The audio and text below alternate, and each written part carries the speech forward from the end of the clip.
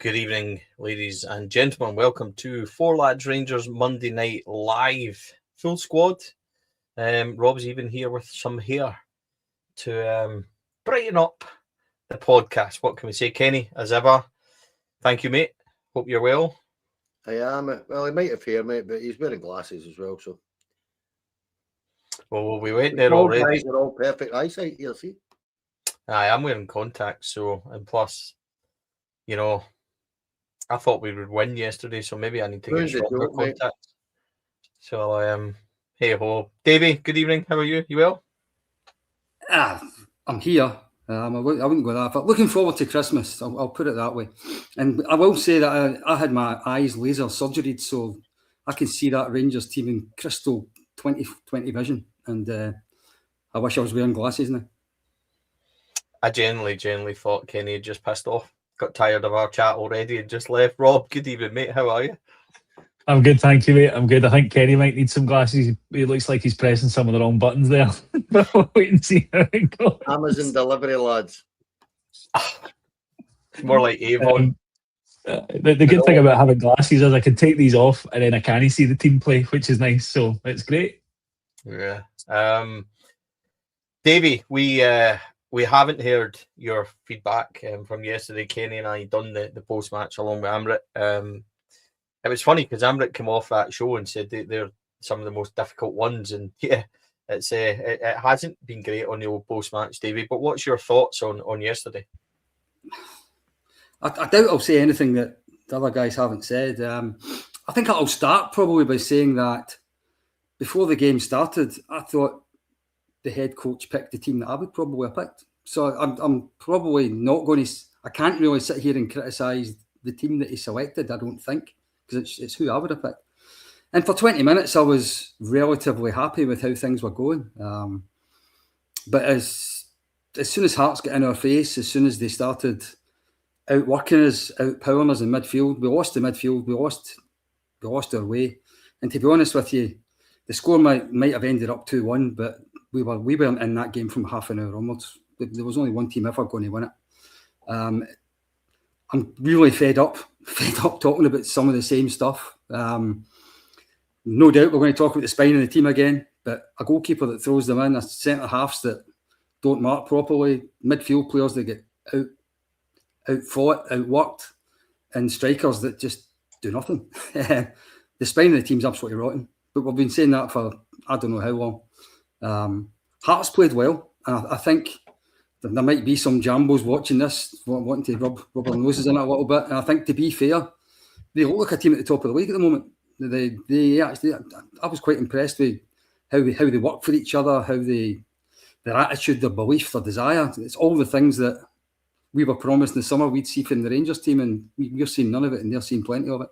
So it's, I don't know. Anybody that still thinks the title's there, I think, is fooling themselves. I think yesterday told us exactly where we are, and we are in fourth place, and that's where we belong, right? Yeah, it's not easy. What we will do on this podcast tonight, folks, we will talk about tactics. We will talk about Danny Röhl. We will talk about individuals. We are going to agree and disagree. I think that's absolutely fair to say.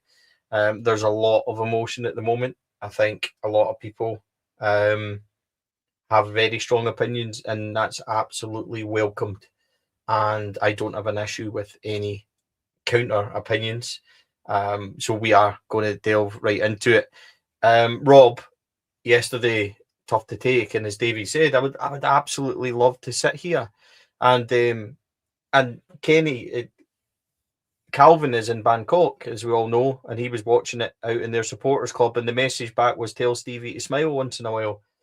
I would smile if Rangers actually done the business, and it felt like we could come onto this podcast and be positive, and we often find ourselves having to firefight and have to somewhat try and be balanced, when the truth is that what Davey said is right. For months and months and months, we've all said the spine of this team isn't good enough.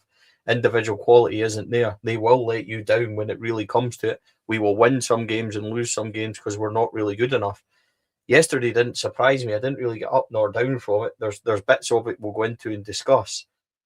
But I can't help but feel, and Kenny, we had our say yesterday, I'll still ask you the same thing. Like, none of yesterday was a shock, because we've been watching it now collectively I think, for years, but certainly consistently since the summer.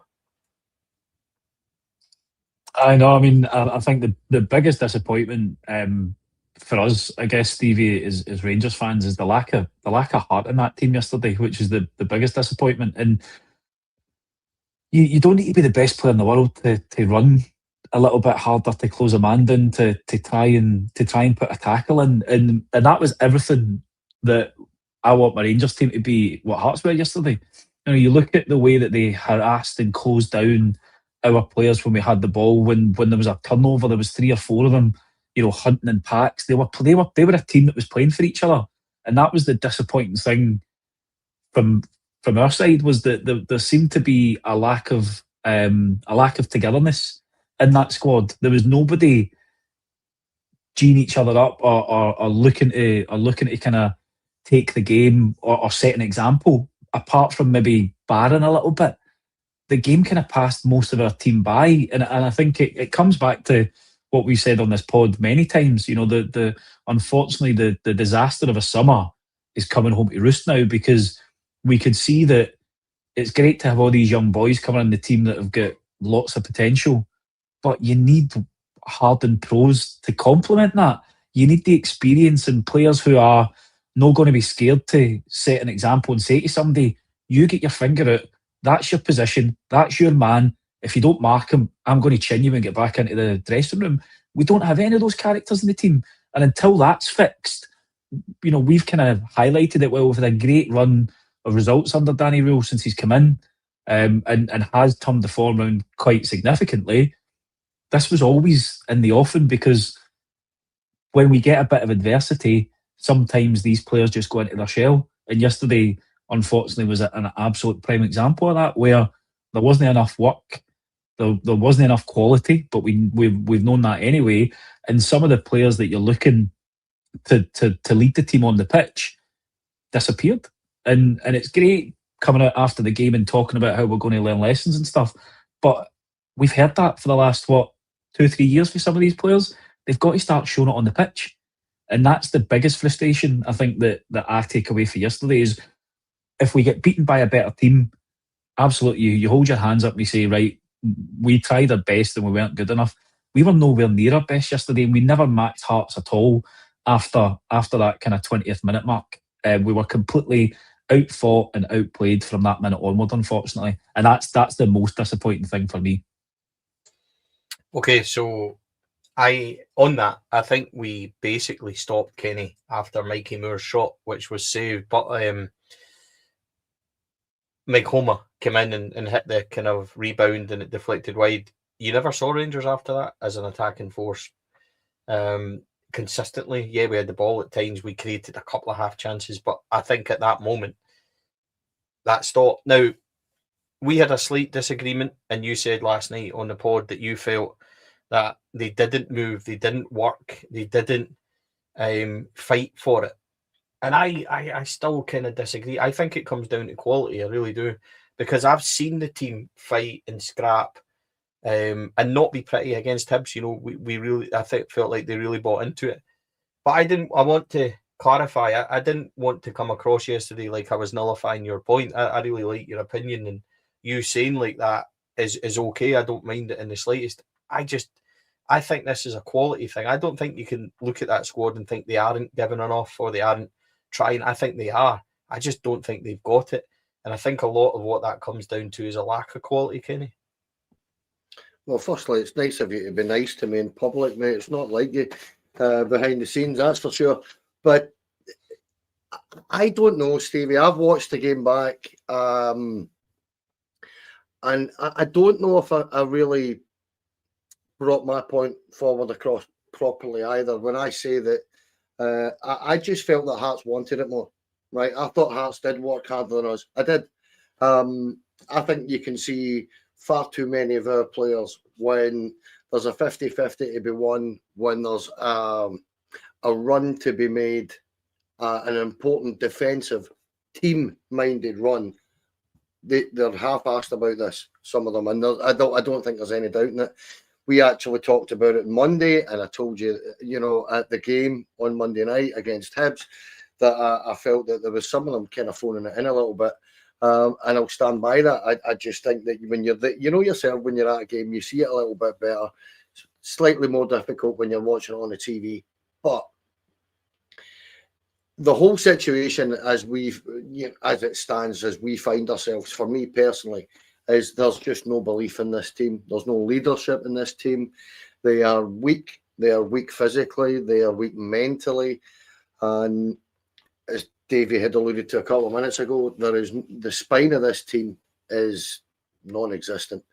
But the leadership, I said it last night, yesterday afternoon when we were on, I have a real problem with the so-called leaders in this team now, because I'm, for all that the faults that Thelwell has brought to the football club in terms of the personnel, I don't know how these guys are meant to come across and learn how to play for Rangers very, very quickly when the experienced guys and the leaders in this squad don't know how to play for Rangers either.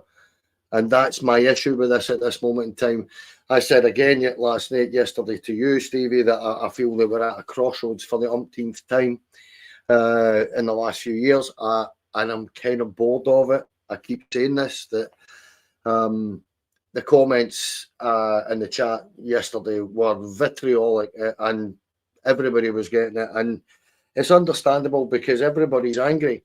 However, what we're here to do is try and dissect what we've watched, what we've witnessed, and tonight we're going to try and weed through some of the shit show that we've been watching over the, particularly yesterday, but over the period, because it isn't good enough for Rangers. And we are sitting fourth, and by the end of this run of fixtures, where we've got finishes up with a double header against Aberdeen, worst case scenario, we could find ourselves utterly caught adrift at New Year. Now that's not acceptable. So we have a real situation at Ibrox. I feel that we are going to have to, from top to bottom with this football club, we are going to have to find leadership and steer us through some choppy waters, mate. Yeah, look, I think it's not naive to say that we are back to being in the old cycle that we are. As much as I might like Danny Röhl, he's still questionable. There's still things that we wonder. And the horrible fact is we're about to go through a run of games. St Mirren just won the cup. Motherwell above us in the league. Celtic above us in the league. Aberdeen home and away, flying, and will play like it's a cup final. So in 5 games time, we could really find ourselves back in this age-old cycle where people are going Danny Röhl, and they've already started to say it, but Danny Röhl isn't the answer. Danny Röhl, we need to change our manager. We shouldn't be backing him. And it's the same conversations all round and round again. And it's not naive to think that. And it's been pointed out to me, and I'm not stupid. I know how this football club works. It's where we are. Nico Raskin said yesterday, Davey, that he refuses to give up on the title. He's disappointed at the loss. He knows it isn't good enough. A reality check. More or less, I think you could see it from Nico that he knows the squad isn't anywhere near good enough. I think that's quite clear. Nico's come in for a lot of criticism. I don't think he's playing his best stuff. I think that's also fair. I've got no issue with telling people that I'm friends with Nico. We talk, and I know how he feels about how his form is, and he's upset at it, and I'm very defensive of him. I think that's clear. But I also recognise that he's not playing his best stuff. What I would also say is a lot of people asking about what happened last night. Nico was stopped by the police. It was a spot check. Absolutely nothing happened. And he was allowed on his way. He drives a big car, and he was stopped by the police. And unfortunately, it was filmed right bang on it. It's just the way of the world. There was no issue with Nico Raskin and officers, etc. So that's important because people are talking about it. He refuses to give up on the title, Davey. You wouldn't expect him to say anything less, but 6 points behind Celtic again. Every time we get close, we just hand it back. And 12 behind Hearts, who are doing pretty well. I would expect both of them to drop points above us. I'm not saying they're unbeatable. I don't trust Rangers to win the amount of points at this moment in time that's going to catch them, Davy. So while Nico says all the right thing about refusing to give up on the title, I don't think that's feasible. And listen, this is a catch-22 for me. I said yesterday I thought we would win, and it was based on blind loyalty and hope, the fact that I'm a Rangers fan and really wanted them and tried to will them to win, and I was completely wrong. I accept that. But at the same time, last week I'd said that I didn't feel like we were in a title race. So I think I covered myself. I covered all bases, Davey, as well as I could. But he's saying the right things. But the reality is that this team isn't ready for a title challenge. This team aren't good enough. This team lack quality. We're talking about 3-4 in January. In reality, it needs to be a lot more, but they're not going to be able to fix it in January. The best we can hope is that they make significant strides towards being the type of team we hope they can be in the future, because this isn't a one and a done window kind of thing. But he's refusing to give up on the title, Davey. It's the right thing to say, but reality is perhaps a wee bit better, a wee bit different, rather. Yeah, well, as you said earlier on, we can't possibly expect anyone representing Rangers giving up the title in December, can we? We say no surrender for a reason. No way we should be giving it up. But between us, away from the club, we're kidding ourselves if we think that this squad's quite capable of winning the championship. When did this group of players, not just this season, but the ones that were there before this season, when did they last win a really big must-win game? I don't know actually when it was. No, I've got absolutely no faith in them winning it. As far as Raskin's concerned, absolutely he's off form. I think it's very easy to criticise him just now because I'm one that's doing it. I'm watching Rangers and thinking, everyone keeps saying the same thing. The guy's a Belgian international. He's in one of the top international teams in Europe. If he can get into that team, he's obviously a class above everybody else. But how many games this season have we watched him and we've thought that he is looking a class above the rest of the players on the park? It's happening less and less. I think him and Diamandi are kind of living in reputation just now. We keep saying they're two international midfield players. They're the first two names in the team sheet in the big games. But I'm getting fed up watching big games and the two of them passes them by. At least one of them, I think, should be sacrificed in January if we can, because I think there's a huge rebuild needed. The Diamandi is the one that I would probably try and sell rather than Raskin at this stage. I've mentioned already, I think that we need to go back to basics in the midfield. We need to learn the lessons, as we keep saying. Look at what that midfield done to us yesterday that Hearts had, that didn't have quality. We keep talking about quality. Do you think Cammy Dillon's quality, or that boy with the wooden nose that I can't remember the name of, is he quality? Probably not. But they've got enough desire and heart and belief and teamwork and to make the slight lack of quality not matter as much, because they win the battle. I would personally be interested in seeing us going for a Kenny McLean type. And I know I've said it. I've taken criticism and comments for saying he's too old, etc. He's going to go with Scotland to the World Cup. He's a captain of a team down in England. He knows the club. He knows the league. He'd walk over broken glass to play for us. I think he'd be an Arfield type in the dressing room. And I do think we need to start rebuilding that midfield, because Raskin and Diamandi are the past rather than the future. Do I think we'll win the league?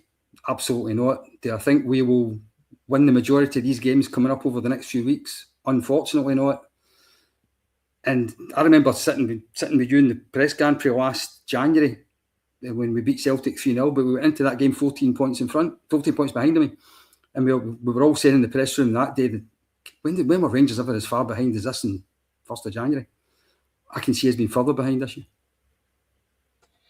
Yeah, reality is that it very well could be, Rob. Danny Röhl said that he felt until the first goal the team were together. He said it was unnecessary to lose possession in our own half to concede the corner. It certainly was. We talked about Jack Butland yesterday. Suggested Rangers are a few players short. I think by few he means 11.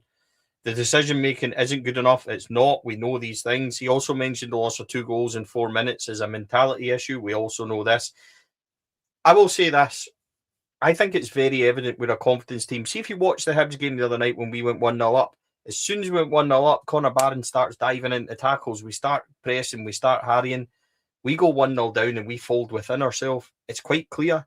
You've seen the second goal yesterday was such a kind of telltale of that. There's 2 headers before that we don't challenge for. And by the way, Fernandes is beaten in one of those headers.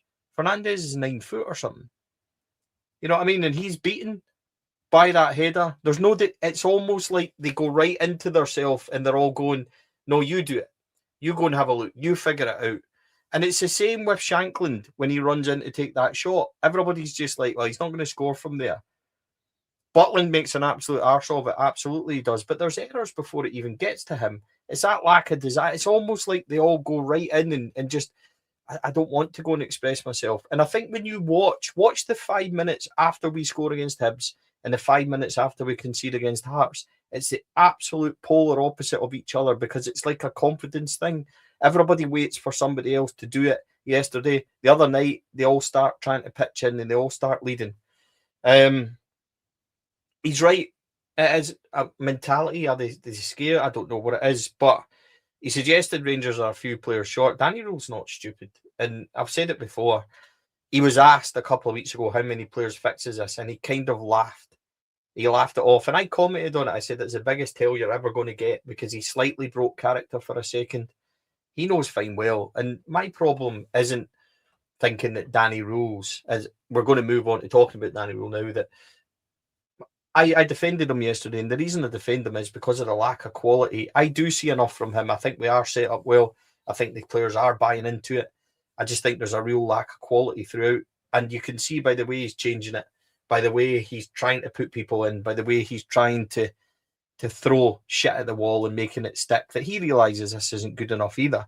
The really bad issue that we have is what I talked about at the start of this show, that we're in a situation again that we have to try and trust that Danny Röhl might be good enough to go and give him the funds to improve this, because we absolutely have to improve it.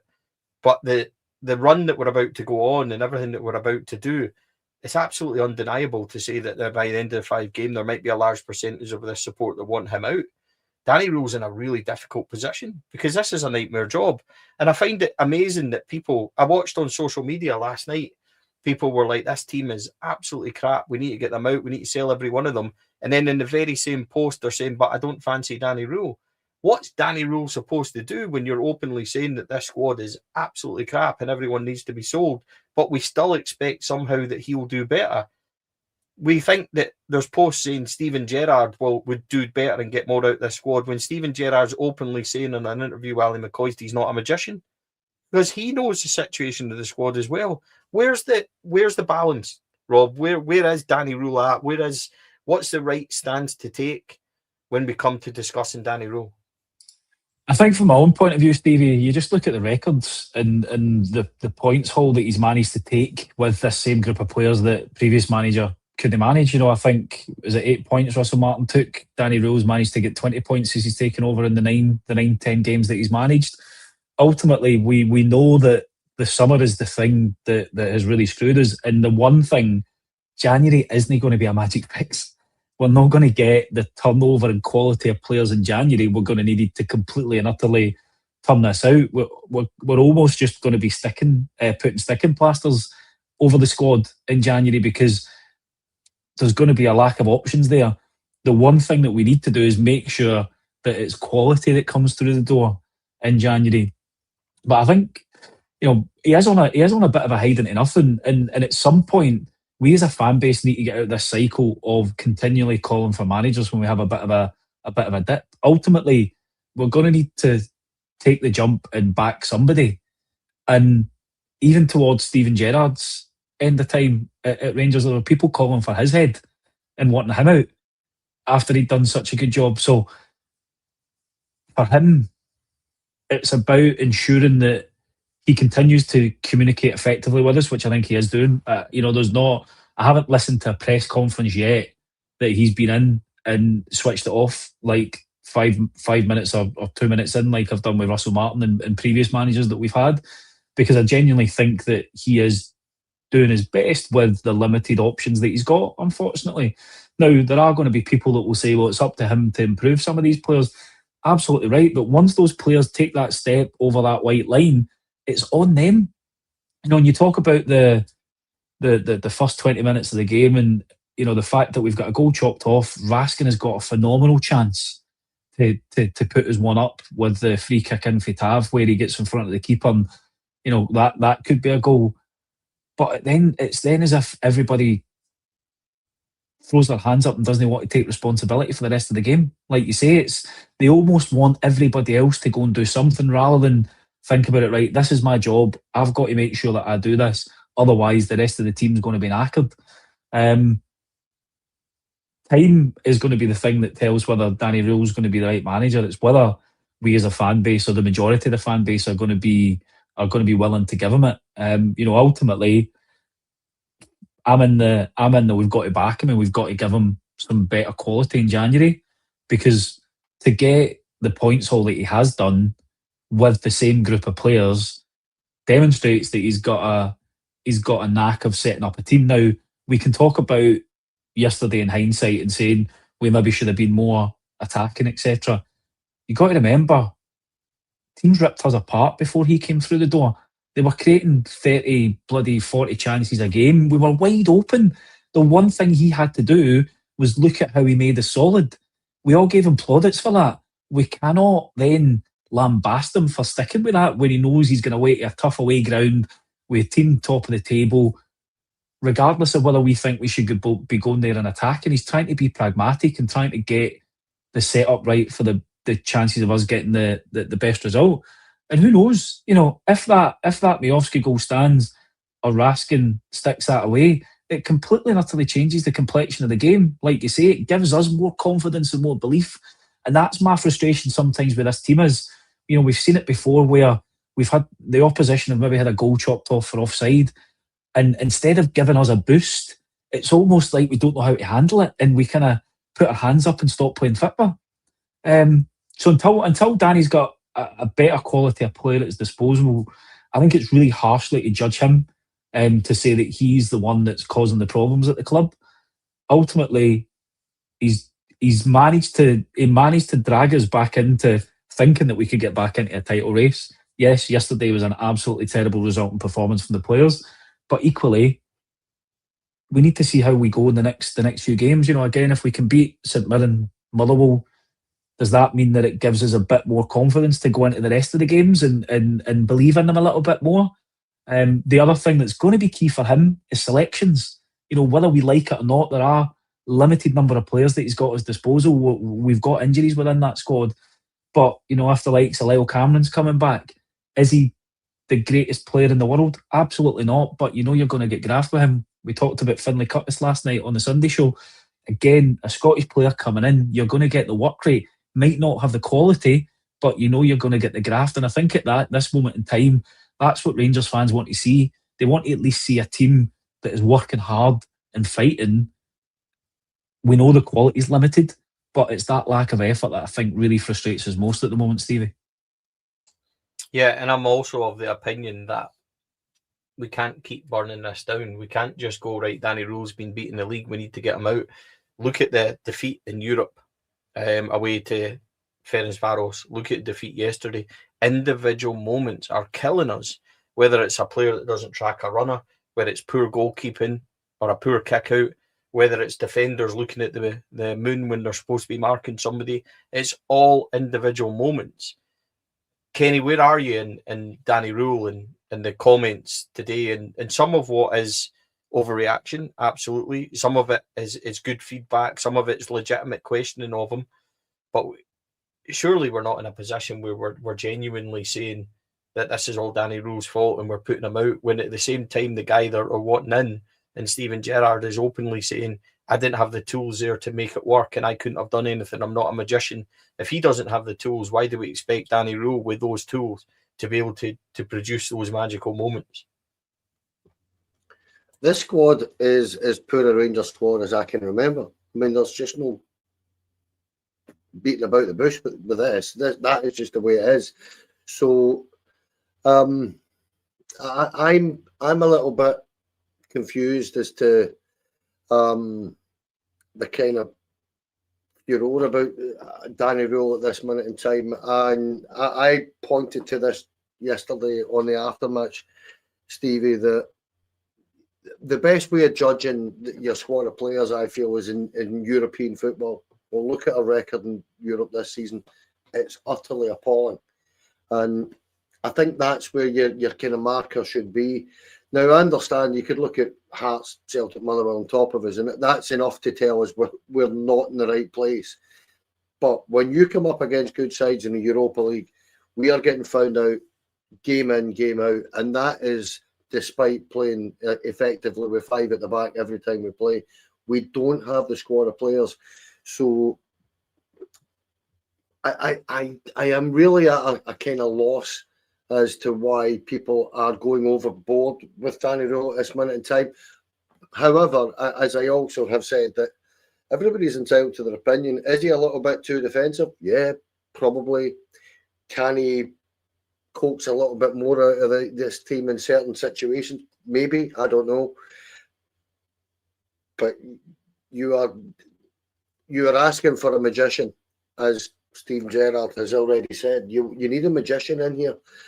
He is not that. He's a coach, and he's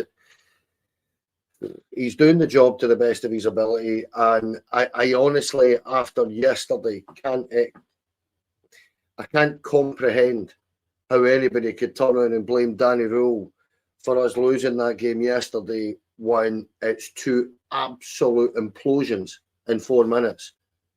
That you can't explain Jack Butland passing that ball the way he did, and we end up conceding the corner, and the corner is just an absolute disgrace in terms of the way it's defended from start to finish. It's just appalling, and then you can't explain or tell me that Danny Röhl's to blame for Jack Butland's incredible lack of doing anything at the goal for the second goal, because he just gets utterly confused. And I mean, he goes with it with his knee when it's down at his foot, and he moves his feet out the way of it. I mean, what are you meant to do with that as a coach, as a manager? I don't understand that. However, as I say, this is the nature of Rangers at this minute in time, Stevie, and whether we like it or not, people are going to dissect every single detail of what's going on, because we are not a good side. People perhaps are sitting there feeling that we should be better than we are with the money spent and everything that's encapsulating the situation that we find ourselves in, Stevie. But I am not sure personally why anybody would sit there and look at that yesterday and say that the head coach has got that totally wrong. He threw everything at that in that second half. He tossed and he turned and he swapped and he moved and he changed formations and he was putting people in different areas. Nothing works because that team is a mess. That's my opinion. That I just think it's this team is just a poor side that you look at and think, well, what is it any manager's supposed to do?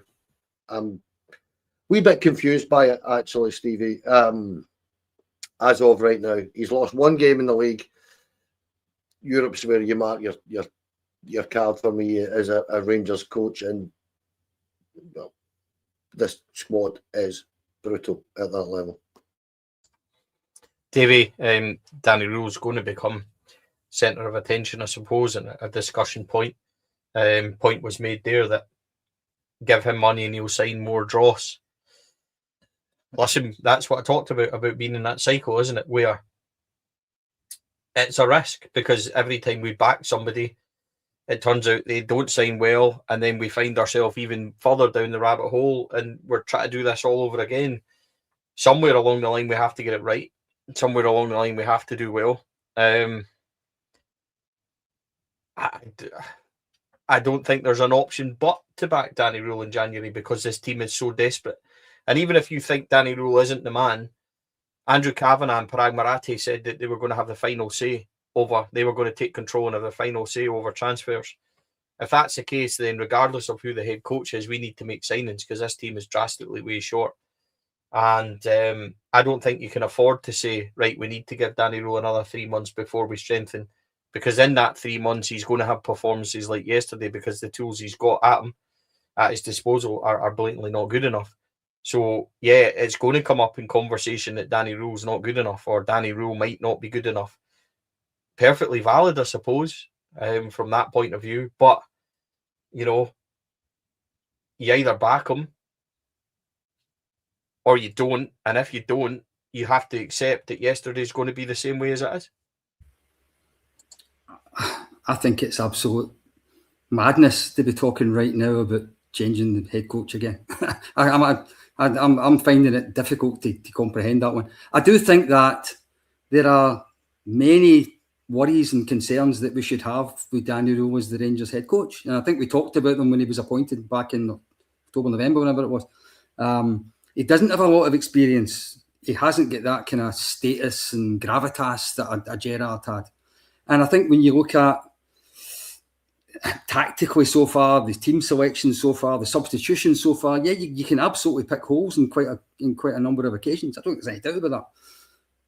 But I'm really fed up hearing about Steven Gerrard right now. I think it doesn't help anything. Do you know what, Davey? Can I just jump in on that? I'm going to say something, and you can take it whatever way you want. See, if Steven Gerrard really wanted to be here, he would be here. The job was his. He's not here anymore. I don't see the point in constantly going on about him. He more or less admitted the reason he didn't come is because the team is shite, and he's absolutely spot on. And the people behind him weren't the right people, which we talked about for months and months and months until they finally went. And we still expect Danny Rohl, with this team that Gerrard wouldn't touch and wouldn't join and wouldn't come back for, to go and produce miracles with. And I think that is such a state of mind that I don't understand. No, absolutely. So, you know my position on who Rangers should have appointed as a manager in the summer. I wanted Gerrard in the summer. I wanted Gerrard when Russell Martin left for obvious reasons. But the long and the short of it was Steven Gerrard would be the Rangers manager right now if he wanted to be. And he's not. And he's not because he took one look at the squad, he took one look at the club and he said, I'm not going to put myself through that because I'm going to fail. I don't want to fail, so I'm not taking it. Move on. He's not taking it.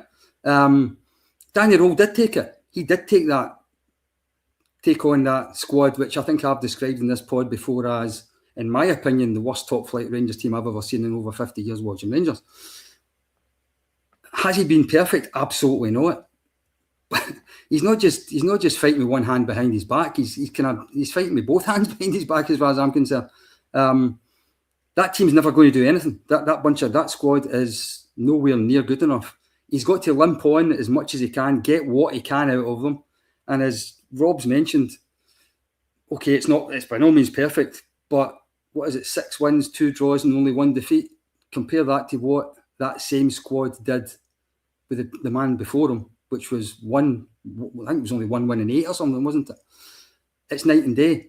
Yes, you could say he's too defensive, but the reason he's too defensive is because the defence is shit and he has to pack people round about them. The reason that he's playing 3 centre-half, 3 players in central defence is because no matter which pairing of 2 that he tries to play, there's too many gaps, there's too many holes, and there's too many chances given to the opposition. He's trying to stop us conceding goals because he knows we're not going to score very many. The guy's in no one position. Do I think he's going to end up being a successful Rangers manager? I've got absolutely no idea. But what I do know is we've got to give him a chance first. And that chance has to come after he can get his own players in. Because the current squad is definitely going to go nowhere. Just to jump in on that point as well, Steve, if you don't mind, mate. We need to remember, how long did it take Gerrard to get a team fired when he took it over? You know, but I think people think that he came in, clicked his fingers, and magically, you know, we were a title winning team. It took By the him way, quite a lot of people wanted him out of the job as well at periods during the first couple of years at Rangers, especially after that Hamilton defeat at home. Everybody was like, he can go, he can walk. He spoke about it himself. So you're absolutely right. I think because we tend to look at past and people like they were immeasurable. I remember when Steven Gerrard left after that title winning season, everybody was saying we were playing terribly, Rob. So there's a classic case, I think, here of Rangers fans, because we are so bad and because we're all searching for answers and we all want and we fixate on something that might fix it. And people are at this moment choosing to fixate on Steven Gerrard or another manager. And it's very much the same as, dare I say it, and I'll get shouted at, Lyle Cameron not playing and people thinking that he'll be the game changer and things like that. And I agree, he should be given a shot. It's a different argument perhaps, but we tend to fixate to try and find answers. And I've jumped in on you, Rob, but I just felt that was pertinent as well, because we're so eager to fix this, because we all ultimately want the same thing, but we're kind of, we accuse Danny Röhl of it, but as a support, we're throwing shit at the wall trying to get something to stick as well. Yeah, and we I think we need to brace ourselves that, the rest of the season might be there might be more painful moments like there were yesterday, unfortunately, because of the damage that was done in the summer. The ownership quickly rectified the mistakes that they made, maybe not quickly enough for some of us, but you look at the damage that has been done with that money that's been spent and how long it's going to take us to recover for that. Isn't it going to be a one window job? We're going to need to get quality in and then see how we go and get more quality in the summer. But Gerrard didn't have a magic wand either when he came to this club and took over a squad that needed badly rebuilt. The one thing that we did do was we bought quality and then built a couple of good Rangers men around that as well. And I think that's the bit that we're lacking here at the moment, and that's what we probably need to look at. But I'm in the same camps as you guys. For people wanting roll out just now, I think it's just indicative of that some people just aren't happy if they're no moaning, Oh, I love a good moan, but I'm just trying to look at it pragmatically and think about, where are we really? What's going to change if we go and get rid of Danny Röhl? Like, is Steven Gerrard suddenly going to come and take it? I'm not sure he will. Stevie, the thing about Gerrard here, right? This is where I would jump in here and say this to you. The reason that Steven Gerrard is a story at this minute in time is because he's making himself a story and he's talking an awful lot about Rangers. That's the facts of it. That's the second time he's done this since Danny Röhl has taken this job. He wants this job, Stevie. He does, but he wants it on his own terms. And there's of that, I have no doubt. When you listen to the Alan McCoist interview, you'll hear it. He wants this job. He's desperate for it. However, there's a man in the job because you didn't feel the circumstances were right for you. So for me, with Steven Gerrard, I'd ask him to butt out for a little bit and allow Danny Röhl to do his job, because it's a tough enough gig, as he's already turned around and said today, that how difficult the job is and how you have to be all in and give your everything to it. Well, allow Danny Röhl that opportunity. That's what I would say. But he'll be back. I don't think there's any question in that in my mind, Stevie. Potentially. Rob, Davey coming up is Motherwell on Saturday. Davey, I think we're in the gantry for that one. Yay. Motherwell and then St Mirren 27-30. They 6 points. It has to be 6 points. This team has to find ways to win games. As soon as it goes midnight on the 1st of January, we, Hogmanay bells, and I want 3 players in the door by 12:10. That's not going to happen. We know that, but Rangers need to be proactive. Danny Röhl spoke about speaking to players. There's heavy rumours this week that there's somebody lined up to come in already. I don't have any information on it. I can only hope that it's true. But Motherwell and St Mirren, lads, it has to be 6 points. Otherwise, and by the way, the reason it doesn't have to be 6 points is nothing to do with a title chase. It's nothing to do with any of that. Discard all that. Just put that away over in the corner at the moment. It needs to be 6 points because, as Kenny said right at the start of this, we don't suddenly want to be dragged into what's going on behind us. There is a little bit of I think there's 5 between us and Hibs with games in hand. I think we've got 2 in hand over Motherwell, but they're a point ahead of us. We're about to play Motherwell, then Motherwell, 1 game in hand, sorry. So there's games in hand. There's, we need to, as grim as this is, and it really is grim, we need to consolidate a wee bit before we start looking above. And I do not want to get to the end of this 5 games and be like, Christ, we are 6th. Because in a worst case scenario, we could find ourselves right dragged into there. We need to get 6 points on the board against St Mirren or Motherwell and St Mirren. to be able to at least go into this Celtic and Aberdeen doubleheader and try and see what we can do in those games. But it's a case of worry about that in a bit. We need 6 points first. Absolutely. I think home games, sorry, Davey, home games at Ibrox, you've got to be expecting full points. And for me, there's only really 3 words that matter. Just effing win. You know, it doesn't matter about performances. It is literally just about getting through the run of games by hook or by crook and making sure that, certainly for the home games at the very least, we take maximum points that we can from them. Sorry, Davey, I'll shut up now. No, I wasn't going to disagree with what you've just said, Rob. I was actually going to mention the fact that Motherwell and St Mirren, we tend to think of as, I don't know, mid-table teams we should beat. When was the last time we beat either of them? I'm not actually sure we've beat either of the 2 teams in 2025. I'm trying to think of it at the moment. I remember we lost at Love Street and we drew at Fir Park around about this time last year. They both beat us at Ibrox under Barry Ferguson, I'm sure. And then we haven't beaten them this season either. I'm struggling to think the last time we beat any of them. Last time we beat St Mirren was possibly the 2-1 game where Dessers, I want to say, it was the one that was cut back and he pulled it in. I can't remember when we last beat Motherwell. I think it was 1-0, the St Mirren game at home, start of last season. That's it. Played us off the park. But it wasn't 2025. We didn't deserve to win that either. No. Whenever it wasn't this year. So they're two difficult games for Rangers. History tells you that, recent history. And the way we're playing, the way Motherwell's playing, the way actually St Mirren terrify me with the 2 big strikers they've got. See the way they ragdolled Celtic in the League Cup final. I've got nightmares already thinking about that game with the defence we've got. Do we need 6 points? Yes, we need 6 points. Do I think we'll get 6 points? Well, they should, but I haven't got a massive degree of confidence in it. I hate to say. Yeah, that's a game I was talking about. The 2-1 game, 27th of October, was also my birthday. So there we go.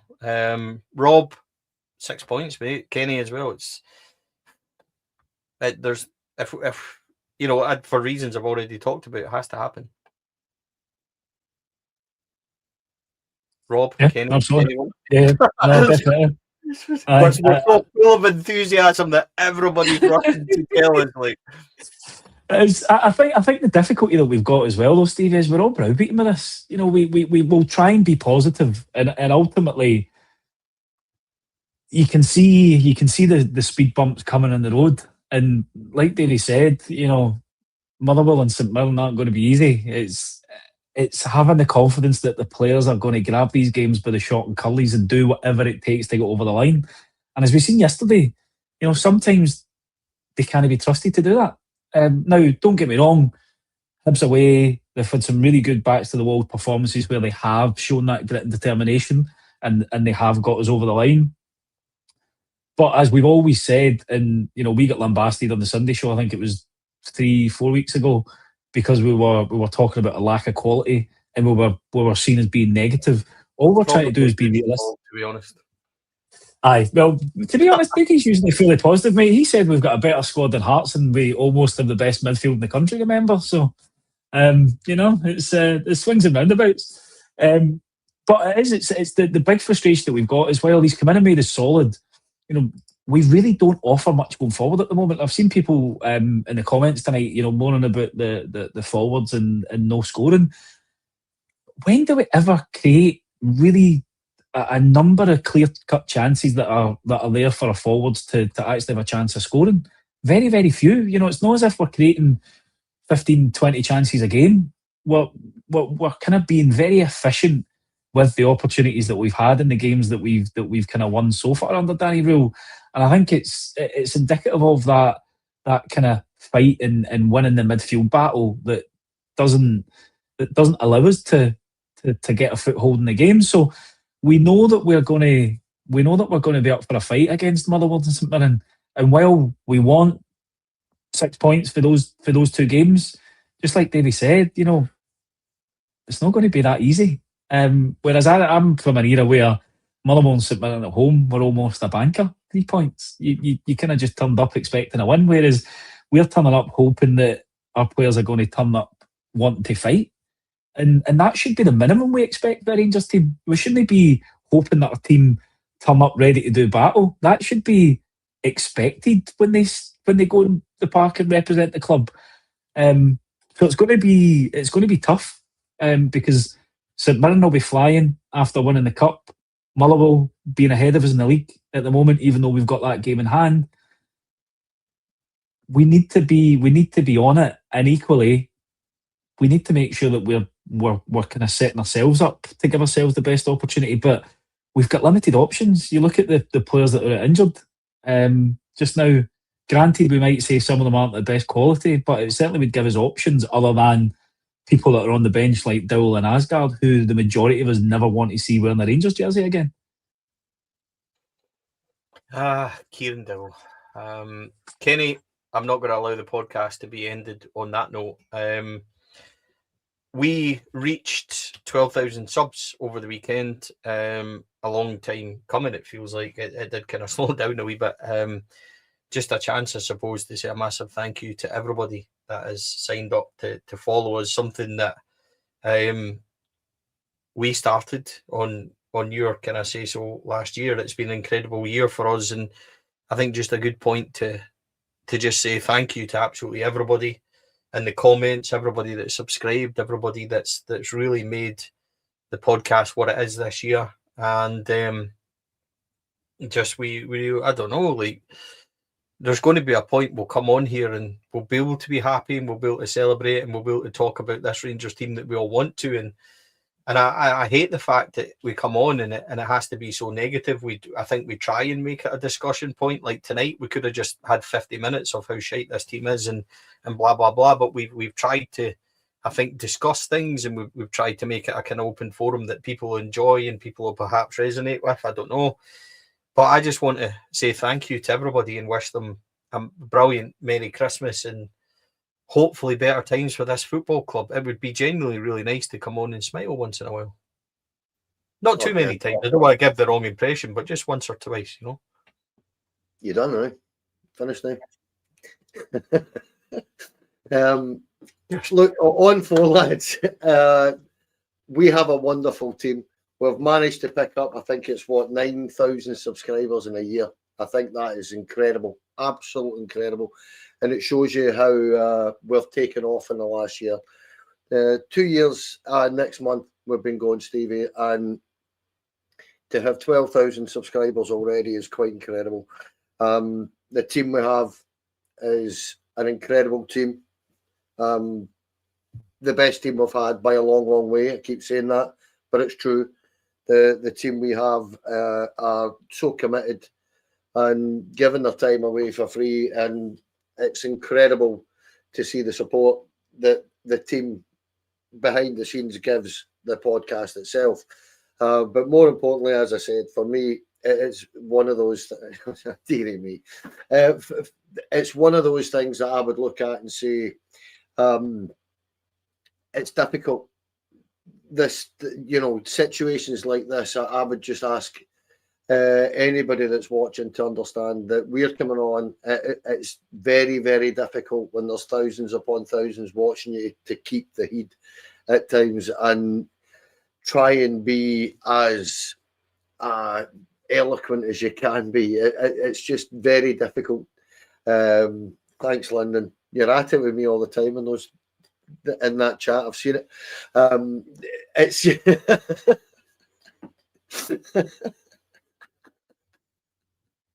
fair enough. So do we. Constantly rips into us with the lack of hair and all that, doesn't he, Lyndon? But listen, I think we appreciate it.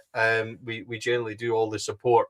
Couldn't do it without Kenny and the help of everybody. Absolutely. Davey, thank you, mate, for your time. We have the honour of being on the gantry on match day against Motherwell, which I'm really looking forward to. That'll be the next time we pod, folks. The 23rd, 24th, 25th, 26th, there won't be a pod, but what we will do is going live on probably tomorrow.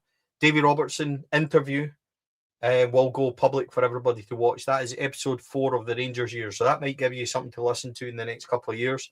And also for members, going live for members, and the reaction we've had from the members is our interview, episode 5 of the Rangers Years with Chris Burke, which I done yesterday, which was absolutely brilliant. Chris tells his Rangers story, which has got highs and lows. We talk about the mystery illness that he got. We talk about Paul Le Guen. We talk about Alex McLeish. We talk about Walter Smith. We talk about him leaving Rangers. We talk about everything involved, his goals, his assists. We talk about Champions League. There was quite a lot of that. But I don't think people really appreciate how good a player Chris Burke was.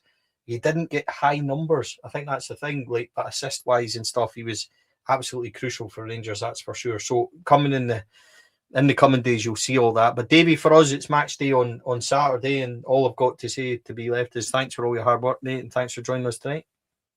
My pleasure. Just want to wish everybody a good Christmas. What I will say is that I joined this pod in, I think it was February of this year. I'm now in my 4th manager. And I would quite like that rate to slow down a little bit. And I would also like to be on this pod with Rangers as the champions before I'm drawing my pension, please. That would be lovely. Thank you, Steve Gerrard. That is a huge donation, one that's not necessary, but thank you. And thank you, everybody, for all their support. Rob, mate, thank you very much. Much appreciated. No, thanks for having me on. Hope everybody has a good Christmas. And just like Davey, I hope that I see Rangers win a league title before I lose my hair and join the Baldy Club. I think at this rate, we've got more chance of me growing hair. But let's hope that changes. Ladies and gentlemen, thank you for all your support. I hope you all have a wonderful Christmas. Spend it with your loved ones. If you're lucky enough to still have your parents and stuff, make sure you spend it with them and just enjoy it. Absolutely. Thank you for everything you do for Four Lads, for all your support. A huge thank you before we go to our sponsors, Rhino Express. Really appreciate Jim and all the team there, Mando, everything they've done for us throughout the year. Clydeview Fire Protection, enjoying it, Ian and all the team there. Same at Afro Industrial Solutions, again, Ian and all the team there. Carlo at CSD Air Conditioning, absolutely non-stop support from them no matter what. Candies, who's recently joined us, who is Amrit and all his ice cream. I will persuade Amrit to get a Four Lads ice cream. I'm working on him. And as well as our Sunday sponsor, John, the team over at Local Dark Shop Online. We appreciate everything. That helps us get interviews. It helps us get the access. It helps us do everything. And we really appreciate it. But this is your show, folks, and we really appreciate everything. Have a wonderful Christmas and hope that Santa's very good to you. I hope that you'll bring us 6 points against Motherwell and St Mirren.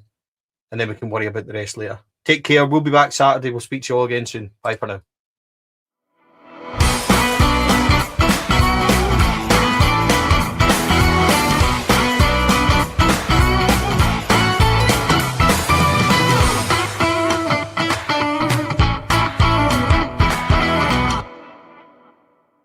The Four Lads podcast is sponsored by Rhino Express, Clydeview Joinery, Athol Industrial Solutions Limited, and CSD Air Conditioning, in partnership with Black Rooster and Art of Gold. Thank you for listening to or watching the podcast. We hope you enjoyed the show.